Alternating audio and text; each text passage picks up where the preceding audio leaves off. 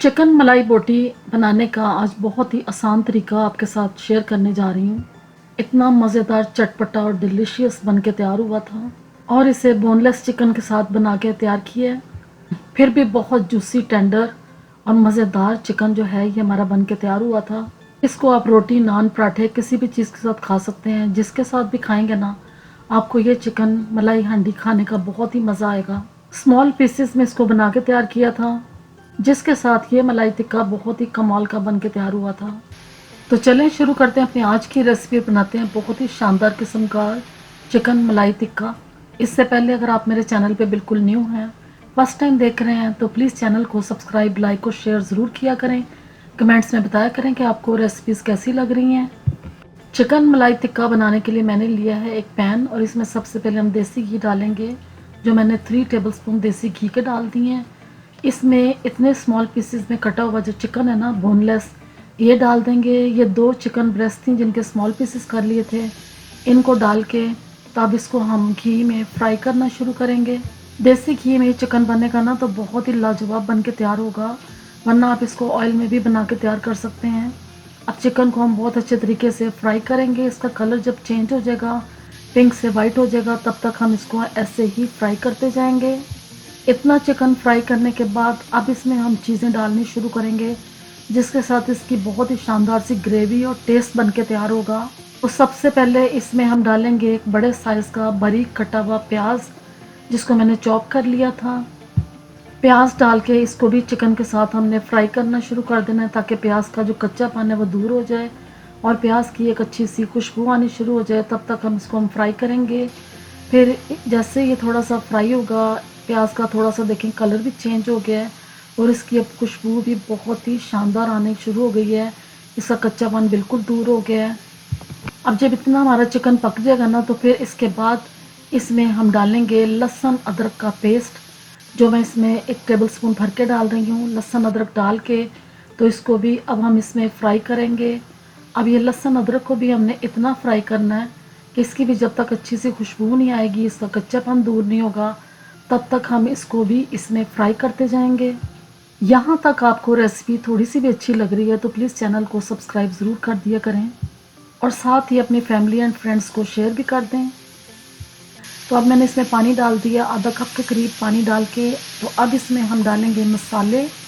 मसाले डालने से पहले पानी ज़रूर डाल दिया करें ताकि मसाले जलें ना। तो सबसे पहले इसमें हम डालेंगे नमक, जो मैं 1 टीस्पून डाल रही हूँ। सुरख मिर्च का पाउडर 1 टीस्पून, हल्दी 1/2 टीस्पून डाला है और काली मिर्च का पाउडर भी मैंने 1/2 टीस्पून डाला है। सफ़ेद ज़ीरा भी 1/2 टीस्पून डाल दिया है। ये सब मसाले डाल के तो इसको अब हम भूनेंगे। चिकन में अच्छे तरीके से भुनाई करेंगे ताकि मसालों का जो अरोमा और जो जायका, जो टेस्ट है ना, वो सारा चिकन की इन बोटियों में आ जाए। एक तो इस तरह जायका भी चिकन में आ जाएगा, दूसरा चिकन भी बहुत अच्छे तरीके से हमारा फ्राई हो जाएगा। अब इस टाइम जैसे जैसे चिकन की भुनाई हो रही है ना, इसकी इतनी शानदार खुशबू आनी शुरू हो गई है और देखने में भी ये बहुत ही अच्छा लग रहा है। चिकन बहुत अच्छे तरीके से पक रहा है। अब इसको हमने काफ़ी हद तक पका लिया है। इसमें अब डालेंगे टमाटर। टमाटर डाल के तो इसको अब हमने मिक्स करना है। टमाटर मैंने 2 बड़े साइज़ के डाल दिए थे स्मॉल पीसेस में काट के। तो इनको भी अब हम चिकन में पकाना शुरू कर देंगे, ताकि चिकन के साथ जब पकेंगे ना टमाटर, तो ये नरम होना शुरू हो जाएंगे। थोड़ा सा पानी इसमें डाल देंगे, आधा कप के करीब पानी डाल के। तो अब इसको हमने टमाटरों को अच्छे तरीके से इसमें मिक्स करना है और मिक्स करने के बाद अब हमने टमाटरों को गलाना है चिकन के साथ, ताकि ग्रेवी बन के तैयार हो। तो इसको हम कर देंगे कवर। इसके साथ चिकन भी थोड़ा सा पक जाएगा और टमाटर भी सॉफ्ट हो जाएंगे। 5-6 मिनट चिकन को बहुत अच्छे तरीके से पकाया है। टमाटर भी देखें नरम हो गए हैं।